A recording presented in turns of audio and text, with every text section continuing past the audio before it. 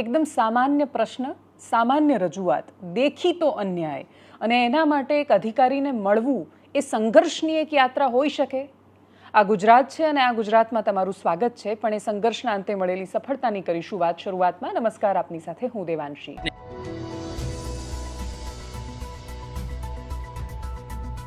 અને આખરે જે જગ્યાએથી એવું કહેવામાં આવ્યું હતું કે મુખ્યમંત્રીને લઈને આવશો તો પણ પોલીસ ભરતી બોર્ડના અધ્યક્ષ તો તમને નહીં મળે, એ પોલીસ ભરતી બોર્ડના અધ્યક્ષા મેડમ આઈપીએસ નિર્જા ગોટરુ છોકરાઓને આખરે મળ્યા છે. 40 મિનિટ સુધી સાંભળ્યા છે. એની અંદર ધારાસભ્ય હાજર રહ્યા, ગોપાલ ઇટાલિયા ગયા અને પછી એમણે રજૂઆત કરી ત્યારે તો મળવા તૈયાર થયા છે. કોઈ પણ સંજોગોમાં, કોઈના પણ લીધે ને કોઈના પણ માધ્યમથી, પણ એક સમયે જે કચેરી પરથી એવો જવાબ મળતો હોય કે મુખ્યમંત્રીને લઈને આવશો તો પણ નહીં મળે, અહીંયાથી ત્યાં ને ત્યાંથી ત્યાંના ધક્કા ખવાતા હોય, એક પછી એક અધિકારીની પાસે જઈને તમે પ્રશ્નપત્ર એમને સમજાવવાનો પ્રયત્ન કરતા હોય કે આમાં મેડમ ભૂલ છે, અને મેડમ હોય કે સર એ તમને સાંભળવા તૈયાર ન હોય, ધુતકારતા હોય, છોકરાઓનું અપમાન થતું હોય, એ છોકરાઓની સાથે એટલો દુર્વ્યવહાર થતો હોય, એમની લખેલી અરજીઓના કોઈ જવાબ ન મળતા હોય, ત્યારે એક અધિકારીનું પોતાના કર્તવ્યના ભાગરૂપે મળવું કોઈને એ સમાચાર બને છે. અને કદાચ આ દિવસના સૌથી મોટા સમાચાર છે કે અધ્યક્ષ નિર્જા ગોટરુ મળ્યા છોકરાઓને, અને એમણે છોકરાઓના પ્રતિનિધિને મળીને એમના સવાલોને સાંભળીને કદાચ એમને પણ એવું લાગ્યું કે એક સમિતિ બનાવવાની જરૂર છે, અને એમણે નક્કી કર્યું છે કે એક સમિતિ બનાવાશે. એ સમિતિ નક્કી કરશે કે આ પ્રશ્નો ખોટા છે કે સાચા, અને એના અંતે જે નિષ્કર્ષ આવશે એના આધાર પર નિર્ણય કરવામાં આવશે.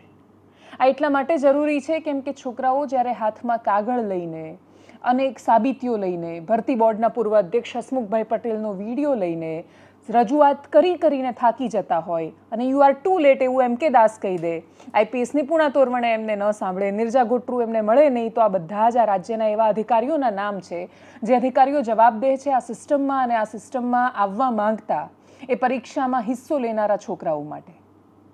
એ વિદ્યાર્થીઓ કે એ ઉમેદવારો કે જેમણે ખૂબ પ્રયત્નો કર્યા છે, એ નિષ્ફળ થાય તો એમણે નીકળી જવાનું છે આ વ્યવસ્થામાંથી બહાર. કોઈને અધિકાર નથી કે ખોટી રીતે કોઈને લાવવાનો પ્રયત્ન કરે, પણ એમને સાંભળવામાં ન આવે, એમને સાંભળવાનો મોકો ન મળે. આ સ્થિતિ વધારે દયા ઉપજાવે એવી બને છે. બીજો એક પ્રશ્ન કે જેની ચર્ચા 2 દિવસ પહેલાં કરવામાં આવી હતી એ પણ સોલ્વ થયો છે, અને એ પ્રશ્ન હતો વનરક્ષકની ભરતીમાં.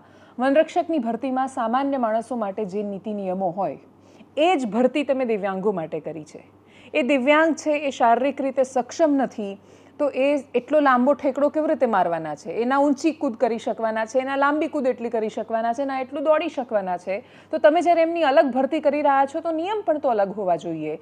આ વાતની રજૂઆત જ્યારે મંત્રી મોળુભાઈ બેરાને કરવામાં આવી ત્યારે એ માત્ર મળ્યા નહીં, એમણે રજૂઆતને સાંભળી પણ ખરી અને પછી સોલ્વ કરવાની તાત્કાલિક ખાતરી પણ આપી. જ્યારે સંવાદ થાય અને રજૂઆતો થાય ત્યારે ફરક પડતો હોય છે. સામત ગઢવી આખો આ વિષય અને મુદ્દો લઈને આવ્યા હતા. આમ આદમી પાર્ટીના નેતા છે, એમણે આજે 2 વિષયોને સંભળાવ્યા હતા. એક તો મળવાની પ્રક્રિયા કેટલી જટિલ અને અઘરી હતી એ, અને વનરક્ષકનો મુદ્દો શું હતો, બંને પર કરીએ નજર. એટલે છોકરાએ કીધું કે સાહેબ તમે જાવ ને, એટલે મેં કીધું તમે જાવ ને. તો છોકરાઓ ગયા ને તો એને કોઈ જવાબ જ ન આપ્યો. હજારોની સંખ્યામાં છોકરા રૂબરૂ લખીને આવી ગયા. પછી તો ત્યાંથી એવું કહેતા તમે શું ટાઈમ બગાડો છો કે ગયું નેક્સ્ટ ભરતીની તૈયારી કરો. દરેક વખતના એમને 400 કિલોમીટર છોકરો આવતું તમારે થોબડું જોવા આવે છે.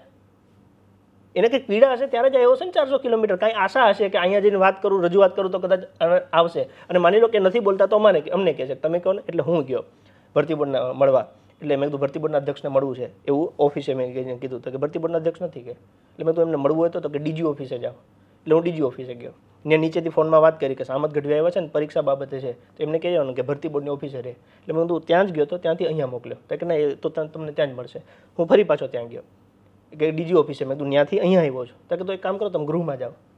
અચ્છા, એટલે એક મિનિટ, ભરતી બોર્ડની ઓફિસે ગયા, ત્યાંથી કહ્યું ડીજી ઓફિસે જાઓ, ડીજી ઓફિસે કહ્યું પાછા બોર્ડની ઓફિસે જાઓ, બોર્ડવાળા કે પાછા ડીજીએ જાઓ, પછી ફાઇનલી એવું કહ્યું કે હોમમાં જાઓ.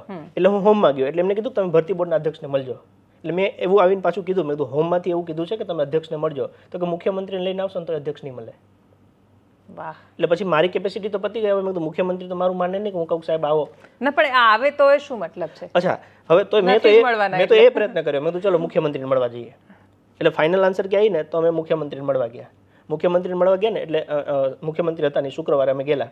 એટલે કે સોમવારે તમે આવજો એવું જનસંપર્ક કાર્યાલયમાંથી અમને કહેવામાં આવ્યું. એટલે મેં કીધું અમે આવીએ છીએ, અમે બોલીએ છીએ, તો તમે એવું કહો છો કે ભાઈ તમારી પીડા નથી, જો છોકરાને હોય તો તમે છોકરાને લઈ આવો. માની લો 2 છોકરા જાય ને તો શું કે તમને 2 ને જ વાંધો છે?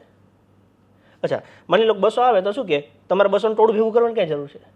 એટલે મેં તો તમે ફાઇનલી નક્કી કરીને કહો કે અમારે ખરેખર શું કરવાનું. એટલે એમને કીધું કે ભાઈ એક શિક્ષક તરીકે તમે મારી સાથે બીજા વૈભવ ભંડેરી હતા કે તમે આવજો અને 8-10 છોકરા સાથે રાખજો. તો અમે નક્કી કરેલા પ્રમાણે મંગળવારે ગયા. SS સ્વર્ણિમ સંકુલ 1-2 નું પાસ કઢાયો.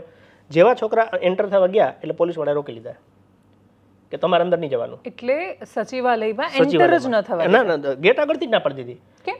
એક ભાઈ તમારે અંદર નહીં જવાનું. એટલે મેં કીધું ભાઈ આ રાજ્યના નાગરિક છે, એનો પ્રશ્ન છે, એ મુખ્યમંત્રીને મળવા આવ્યા છે. તો કે નહીં, ના પાડેલી છે, અંદર નહીં જવાનું. છોકરાઓને અંદર પ્રવેશવાની ના પાડેલી છે. આંદોલનથી ડર. એટલે હવે એમને ટાસ્ક આપ્યો કે એક કામ કરો કે જો તમારે 2 જણા જવું હોય તો જાઓ, છોકરાને અંદર નહીં જવા દઈએ.